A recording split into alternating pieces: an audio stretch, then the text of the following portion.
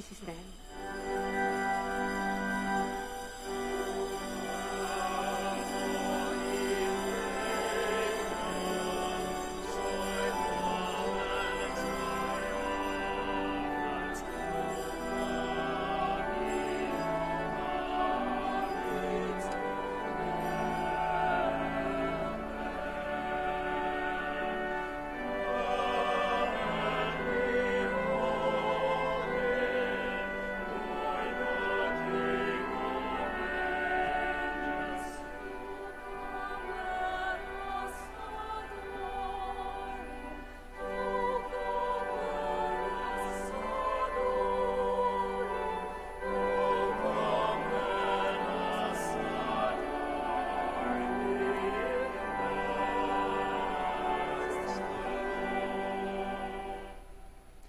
In the name of the Father, and of the Son, and of the Holy Spirit. Amen. The grace of our Lord Jesus Christ, and the love of God, and the communion of the Holy Spirit be with you all.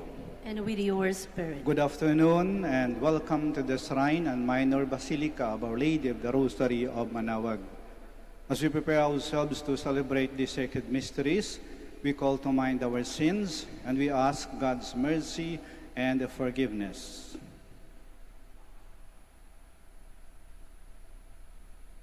Altogether we say, I confess to Almighty God and to you, my brothers and sisters, that I have greatly sinned in my thoughts and in my words, in what I have done and in what I have failed to do. To my fault, to my fault, to my most grievous fault. Therefore I ask Blessed Mary, ever Virgin, all the angels and saints, and you, my brothers and sisters, to pray for me to the Lord our God. May Almighty God have mercy on us, forgive us our sins, and bring us to everlasting life. Amen. Lord, have mercy. Lord, have mercy. Christ, have mercy. Christ, have mercy. Lord, have mercy. Lord, have mercy. Glory to God in the highest, and on the earth,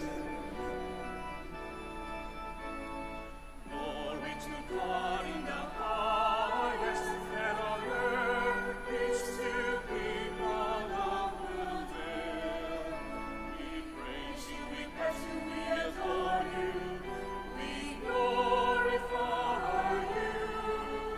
We give you thanks for your great glory, Lord God, heavenly King, O God, Almighty Father.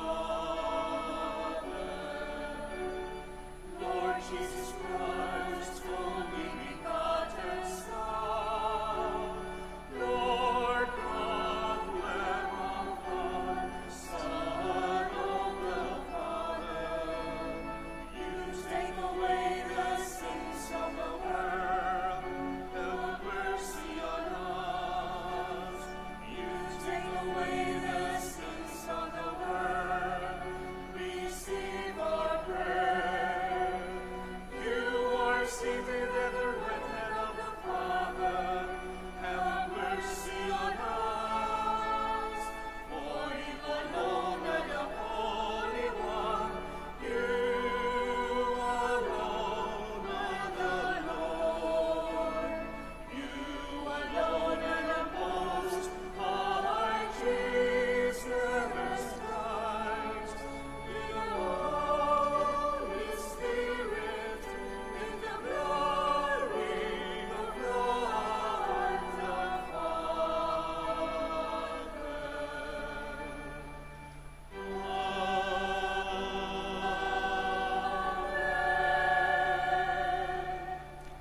let us pray.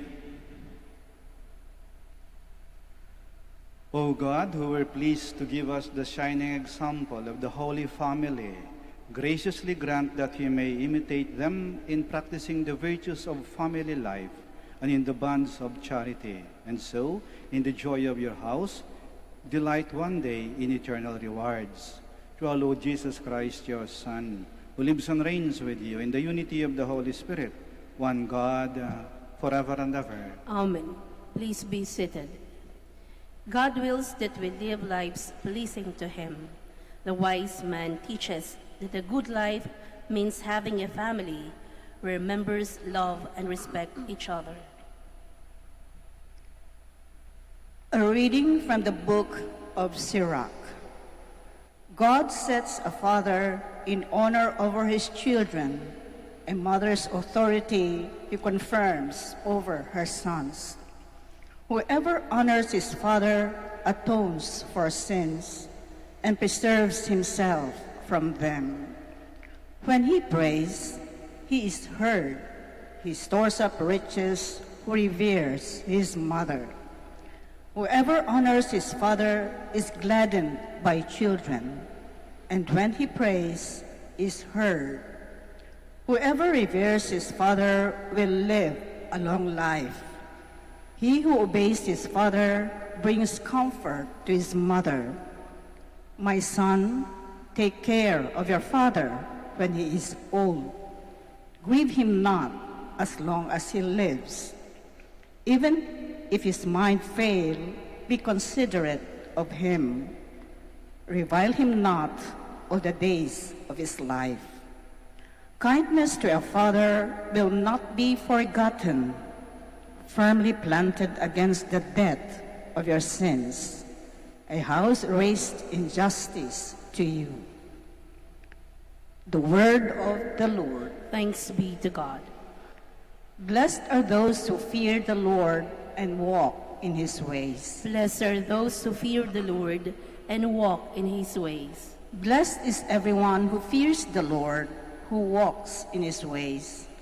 For you shall eat the fruit of your handiwork. Blessed shall you be and favored. Blessed are those who fear the Lord and walk in his ways. Your wife shall be like a fruitful vine in the recesses of your home. Your children like olive plants around your table. Blessed are those who fear the Lord and walk in his ways. Behold, thus is the man blessed who fears the Lord. The Lord bless you from Zion. May you see the prosperity of Jerusalem all the days of your life. Blessed are those who fear the Lord and walk in his ways. As members of Christ's body, we form one family. With him as our head, the Apostle Paul tells us how we should differ to one another. A reading from the letter of St. Paul to the Colossians. Brothers and sisters, put on as God's chosen ones, holy and beloved, heartfelt compassion, kindness, humility, gentleness, and patience, bearing with one another and forgiving one another if one has a grievance against another. As the Lord has forgiven you, so must you also do. And over all this, put on love. That is the bond of perfection. And let the peace of Christ control your hearts, the peace into which you were also called in one body. And be thankful. Let the word of Christ dwell in you richly, as in all wisdom you teach and admonish one another, singing psalms, hymns, and spiritual songs with gratitude in your hearts to God. And whatever you do in word or in deed, do everything in the name of the Lord Jesus, giving thanks to God the Father through him. Wives, be subordinate to your husbands as is proper in the Lord. Husbands, love your wives and avoid any bitterness toward them. Children, obey your parents in everything, for this is pleasing to the Lord. Fathers, do not provoke your children, so they may not become discouraged. The word of the Lord. Thanks be to God. Please stand.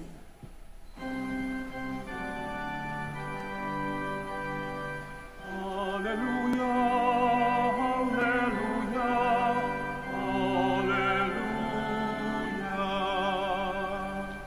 Let the peace of Christ control your hearts. Let the word of Christ dwell in you richly.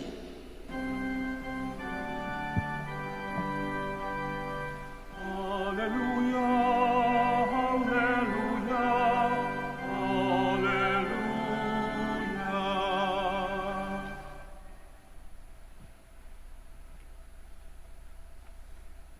The Lord be with you. And with your spirit.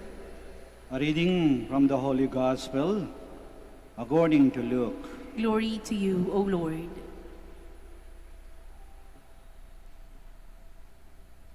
When the days were completed for their purification, according to the law of Moses, Joseph and Mary took Jesus up to Jerusalem to present him to the Lord, just as it is written in the law of the Lord. Every male that opens the womb shall be consecrated to the Lord, and to offer the sacrifice of a pair of turtle doves or 2 young pigeons, in accordance with the dictate in the law of the Lord. Now there was a man in Jerusalem whose name was Simeon. This man was righteous and devout, awaiting the consolation of Israel, and the Holy Spirit was upon him. It had been revealed to him by the Holy Spirit that he should not see death before he had seen the Christ of the Lord. He came in the Spirit into the temple, and when the parents brought in the child Jesus to perform the customs of the law in regard to him, he took him into his arms and blessed God, saying, "Now, Master, you may let your servant go in peace, according to your word, for my eyes have seen your salvation, which you prepared in sight of all the peoples, a light for revelation to the Gentiles, and the glory of your people Israel." The child's father and mother were amazed at what was said about him, and Simeon blessed them and said to Mary, his mother, "Behold, this child is destined for the fall and rise of many in Israel, and to be a sign that we contradicted. And you yourself a sword will pierce, so that the thoughts of many hearts may be revealed." There was also a prophetess, Anna, the daughter of Phanuel, of the tribe of Aser. She was advanced in years, having lived 7 years with her husband after her marriage, and then as a widow until she was 84. She never left the temple, but worshipped night and day with fasting and prayer. And coming forward at that very time, she gave thanks to God and spoke about the child to all who were awaiting the redemption of Jerusalem. When they had fulfilled all the prescriptions of the law of the Lord, they returned to Galilee, to their own town of Nazareth. The child grew and became strong, filled with wisdom, and the favor of God was upon him. The Gospel of the Lord. Praise to you, Lord Jesus Christ. Please be seated. Ang unang linggo pagkaraan ng Pasko ay Holy Family Sunday. Sagrada Pamilya. Banal na mag-anak. Binibigyang halaga ang pamilya. Dapat lang kasi ang unang Pasko ay naganap sa pamilya. Nandun si Jose, ang ama. Nandun si Maria, ang ina. Nandun si Jesus, ang anak. Buo ang pamilya. Kaya nga ba't ang sabsaban ay naging tahanan? Ang madilim na dampa ay naging malaywanag na paraiso.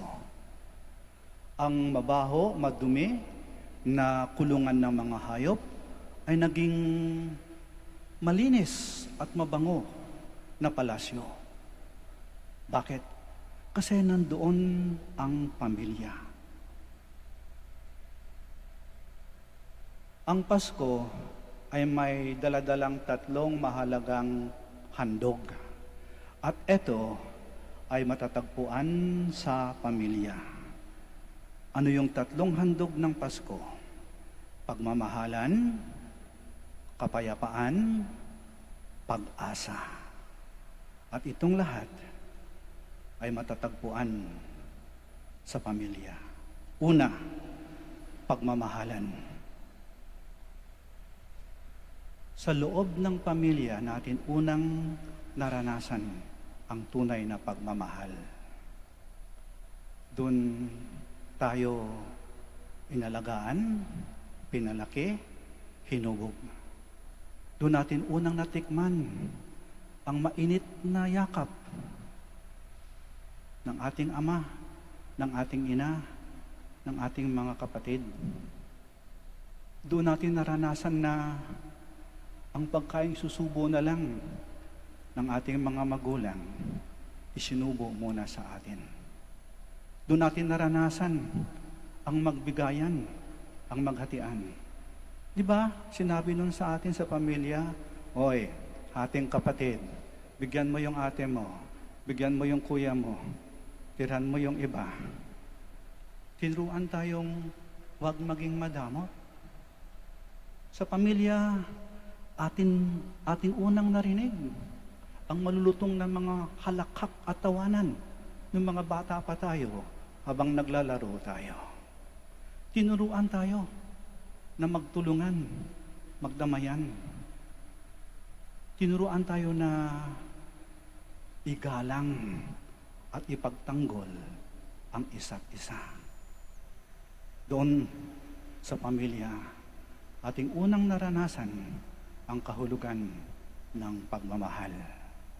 Pangalawa, sa pamilya, doon natin unang naranasan ang kapayapaan. Tinuruan tayo kung paano mamuhay ng payapa. Huwag kayo mag-aaway. O kung kayo ay nag-away o magbati na kayo, magkasundo agad kayo. Huwag kayong mananakit. Huwag kayong magbubuhat ng kamay. Huwag niyong saktan yung isa't isa.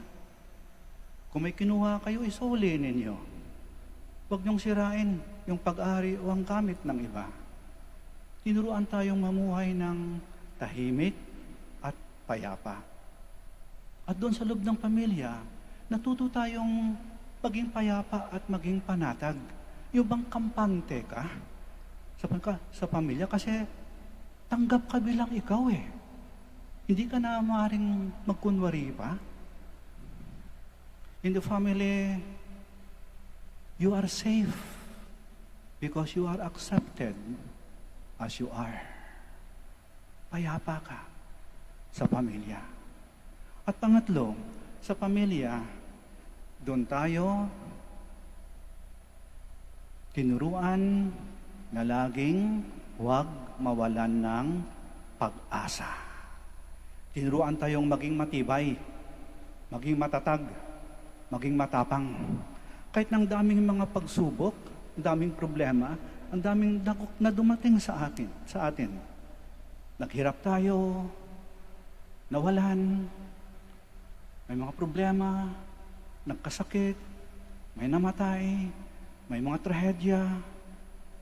Pero alang siya sabi sa atin ay, huwag kayong mawalan ng pag-asa. Lilipas din lahat ito. Babangon tayo. Makakayanan natin ito. Aahon tayo. Tinuruan tayong huwag sumuko. Tinuruan tayong maging matatag, maging matibay, maging matapang. At yung mga salita na binitiwan sa pamilya, patungkol sa atin, pag-aral kayo ng mabuti, pag-igihin nyo inyong trabaho, sipag at yagalang. Makakaraos din tayo. Huwag kayong susuko. Huwag kayong mawalan ng pag-asa. Yan, yung tatlong mahalagang bagay na binigay sa atin, naranasan natin at natikpan natin sa loob ng pamilya. Pagmamahalan, kapayapaan, pag-asa. At kung saan mayroong pagmamahalan, kapayapaan, at pag-asa, naroroon ang Diyos.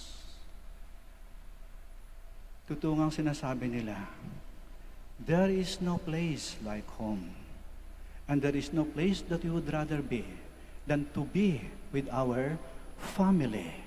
Kaya ba tuwing Pasko, nagkukumahog tayong umuwi sa pamilya natin, so ating makapiling ang ating pamilya. Totoo pala yun, kahit saan ka makarating, kahit saan ka mapunta, kahit saan ka mapadpad, Gusto mong umuwi sa pamilya. There is no place like home. Iisa lang ang ating pamilya. Di natin maring palitan ang ating pamilya. You can choose your friends, but you cannot choose your family. Maaari mong piliin yung mga kaibigan mo, at hindi mo maaaring piliin ang pamilya mo. Yung ating mga kaibigan, regalo natin yan sa ating sarili. Kasi tayo ang pumili eh. Pero ang ating pamilya, regalo yan ng Diyos sa atin. Kasi ang Diyos ang pumili niyan para sa atin. Iisa lang ang pamilya. Kaya nga ba't gusto natin, ano pagkapasko, nakapiling ang ating pamilya, lalong-lalo na kapag tayo'y napapagod, tayo nangungulila, tayo'y nasaktan, tayo'y nawawala, tayo'y nanghihina, gusto nating umuwi sa ating pamilya. There is no place like home, and there is no place that we would rather be than to be with our family. Hilingin natin sa ating Panginoon at sa ating mahal na ina. Panginoon, mahal na ina, gabayan mo po ang aming pamilya. Totoo, hindi perpekto ang aming pamilya. Hindi mga anghel ang makasapi ng aming pamilya. Maring kami ay nasaktan o nakasakit sa aming pamilya. Maring kami ay umiyak o may pinaiyak kami sa aming pamilya. Pero, hindi namin maaaring iwan at palitan ang aming pamilya. Panginoon, mahal na ina, ingatan mo ang aming pamilya. Gabayan mo kami lagi. Sana kami ay laging magkaisa. Sana walang magkasakit. Sana walang may masamang mangyari sa amin. Panginoon, mahal na ina, Birhen ng Manaoag, sana sa aming pamilya, lagi naming maramdaman ang tatlong mahalagang bagay na ito: pagmamahalan, kapayapaan, at pag-asa. Sapagkat kung saan naroon ang tatlong ito, naroroon ang Diyos. God bless our family. Sitayo po tayo. I believe in one God, the Father Almighty, maker of heaven and earth, of all things visible and invisible. I believe in one Lord Jesus Christ, the only begotten Son of God, born of the Father before all ages, God from God, light from light, true God from true God, begotten, not made, consubstantial with the Father. To him all things were made. For us men and for our salvation he came down from heaven, and by the Holy Spirit was incarnate of the Virgin Mary, and became man. For our sake he was crucified under Pontius Pilate. He suffered death and was buried, and rose again on the third day in accordance with the Scriptures. He ascended into heaven, and is seated at the right hand of the Father. He will come again in glory to judge the living and the dead, and his kingdom will have no end. I believe in the Holy Spirit, the Lord, the giver of life, who proceeds from the Father and the Son, who with the Father and the Son is adored and glorified, who has spoken to the prophets. I believe in one holy, Catholic, and Apostolic Church. I confess one baptism for the forgiveness of sins, and I look forward to the resurrection of the dead and the life of the world to come. Amen. Let us now pray to the Father that the Holy Family, the perfect model of every human family, may help its family grow in understanding its mission in the Church and in society. With confidence we pray, and our response is, listen to the prayer of your family, Lord. Listen to the prayer of your family, O Lord. May the Church, like the family of Nazareth, be an example of unity, faithfulness, and love, especially in places where families suffer internal crisis. We pray. Listen to the prayer of your family, O Lord. May government and civil leaders be mindful of the sacredness and inviolability of the family and its role in God's plan. We pray. Listen to the prayer of your family, Lord. May husbands and wives remain faithful to their covenant of love in marriage and find their fulfillment through the sincere gift of oneself. We pray. Listen to the prayer of your family, O Lord. May children honor their parents and give joy to them through love and obedience. May parents bring up their children to live in truth, love, and self-giving. We pray. Listen to the prayer of your family, O Lord. May the Lord welcome to the joy of paradise the members of our families who have gone ahead of us. We pray. Listen to the prayer of your family, O Lord. That the worldwide COVID-19 pandemic may end soon, that humanity may live in health and happiness, that the afflicted may be healed, and the dead may receive a merciful welcome to the Father's house. Let us pray to the Lord. Listen to the prayer of your family, O Lord. Let us pray for the urgent concerns of our community and our personal intentions.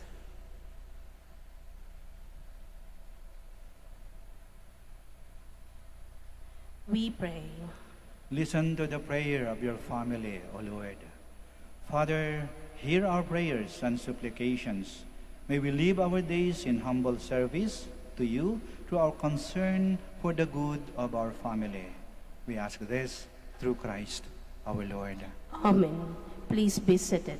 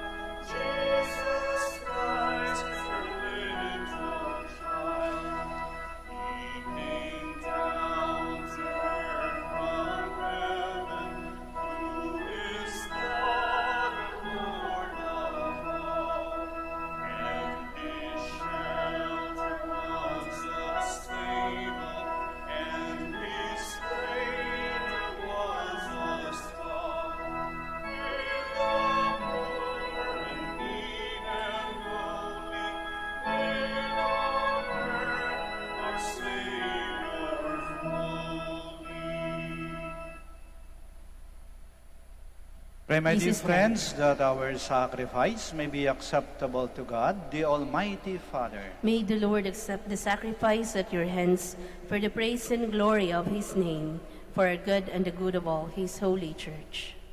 We offer you, Lord, the sacrifice of conciliation, humbly asking that, through the intercession of the Virgin Mother of God and Saint Joseph, you may establish our families firmly in your grace and in your peace, through Christ our Lord. Amen. The Lord be with you. And with your spirit, Lift up your hearts. we lift them up to the Lord. Let us give thanks to the Lord our God. It is right and just. It is truly right and just, our duty and our salvation, always and everywhere to give you thanks, Lord, Holy Father, Almighty and eternal God, through Christ our Lord. For on the feast of this all-filled mystery, though invisible in his own divine nature, yes, appeared visibly in ours, and begotten before all ages, yes, begun to exist in time, so that, raising up in himself all that was cast down, he might restore unity to all creation, and call straying humanity back to the heavenly kingdom. And so with all the angels we praise you, as in joyful celebration we acclaim, Holy, holy, holy Lord, God of hosts, heaven and earth are full of your glory. Hosanna in the highest. Blessed is he who comes in the name of the Lord. Hosanna in the highest. Please kneel. You are indeed holy, O Lord, the fount of all holiness. Make holy, therefore, these gifts, we pray, by sending down your Spirit upon them like the dewfall, so that they may become for us the body and blood of our Lord Jesus Christ. At the time he was betrayed and entered willingly into his passion, he took bread, and giving thanks, broke it, and gave it to his disciples, saying, "Take this, all of you, and eat of it, for this is my body, which will be given up for you."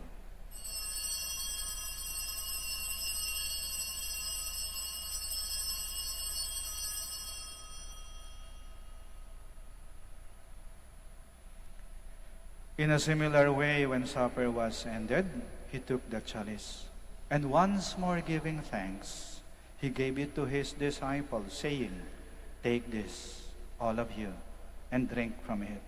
For this is the chalice of my blood, the blood of the new and eternal covenant, which will be poured out for you and for many for the forgiveness of sins.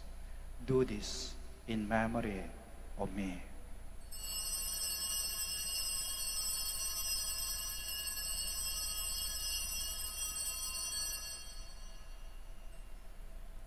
The mystery of faith. When we eat this bread and drink this cup, we proclaim your death, O Lord, until you come again.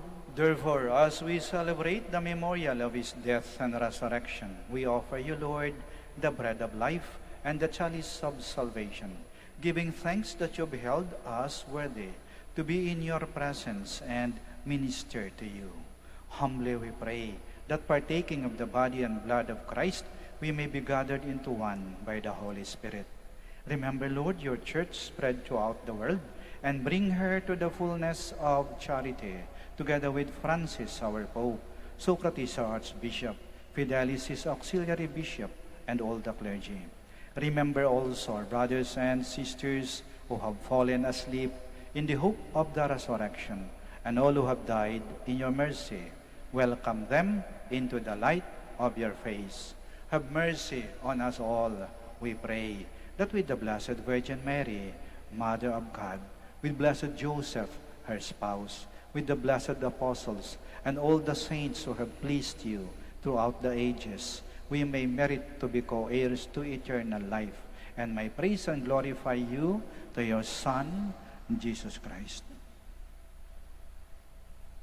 Through him, and with him, and in him, O God, Almighty Father, in the unity of the Holy Spirit, all glory and honor is yours, forever and ever. Amen. Please stand. Now, in loving confidence, we pray to our Father in the words Christ taught us. Our Father, who art in heaven, hallowed be thy name. Thy kingdom come. Thy will be done on earth as it is in heaven. Give us this day our daily bread, and forgive us our trespasses, as we forgive those who trespass against us. And lead us not into temptation, but deliver us from evil.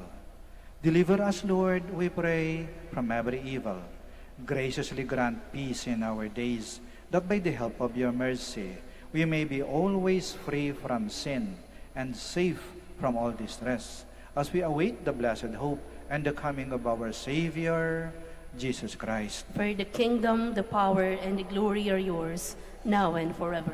Lord Jesus Christ, who said to your apostles, "Peace I leave you, my peace I give you," do not look on our sins, but on the faith of your church, and graciously grant her peace and unity, in accordance with your will, who live and reign forever and ever. Amen. The peace of the Lord be with you always. And with your spirit. We offer each other the sign of peace. Peace be with you. Peace be with you. Peace be with you. Lamb of God, You take away the sins of the world, have mercy on us. Lamb of God, you take away the sins of the world, have mercy on us. Lamb of God, you take away the sins of the world, grant us peace. Please kneel.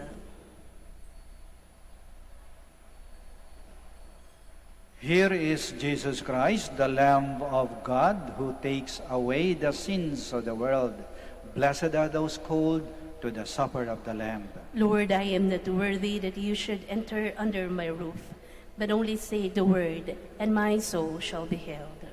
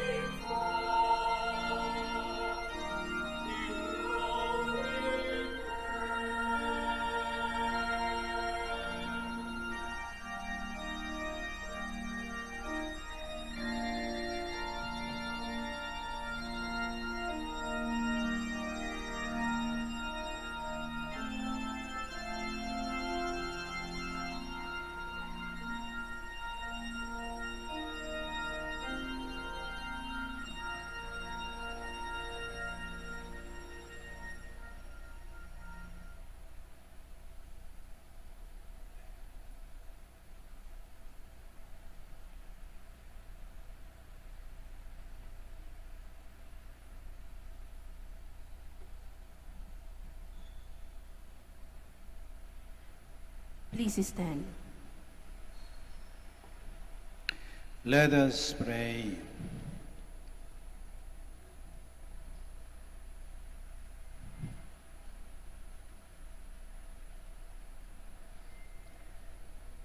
Bring those you refresh with this heavenly sacrament, most merciful Father, to imitate constantly the example of the Holy Family, so that after the trials of this world, we may share their company forever. We ask this through Christ our Lord. Amen. Maraming salamat po sa inyong pagdalo sa banal na misa at sa pagdalaw sa ating mahal na ina, ang Birhen ng Rosaryo ng Manaoag. Patuloy nating pagnilay-nilayan ang mensahe nating Ebanghelyo para sa linggong ito. Iisa lang ang ating pamilya. Alagaan, mahalin, ipagtanggol natin ito. Mag-ingat po kayo sa pag-uwi. Naway pakinggan ng Panginoon at ng ating mahal na ina ang ating mga panalangin. At naway makarating kayo ng walwalhati sa inyong mga uuwian. Hanggang sa muli po. The Lord be with you. And with your spirit. May Almighty God bless you, the Father, the Son, and the Holy Spirit. Amen. Our celebration of the Mass is ended. Go to love and to serve the Lord. Thanks be to God. Prayer for the blessing of the sick. God, our Almighty Father, by your blessing you give us strength and support in our sickness. Turn with kindness toward our sick brothers and sisters. Free them from all sickness and restore them to good health. Through the intercession of Our Lady of the Rosary of Manaoag, we ask this through Christ our Lord. Amen. Prayer for the blessing of religious articles. Yung may mga pabibindisyonan po, mangyari lamang po na pakitaas lang po ng mga pabibindisyonan ninyo at huwag na po kayong umalis sa inyong mga kinaroroonan. Kami na po ang lalapit sa inyo. Prayer for the blessing of religious articles. In memory of the mysteries of the life, death, and resurrection of our Lord Jesus Christ, and to the honor and glory of the Blessed Virgin Mary, Mother of Christ and Mother of the Church, Our Lady of the Rosary of Manaoag, may these rosaries, candles, images, oil, scapulars, crucifix, and other articles of devotion be blessed and made holy. In the name of the Father, and of the Son, and of the Holy Spirit. Amen.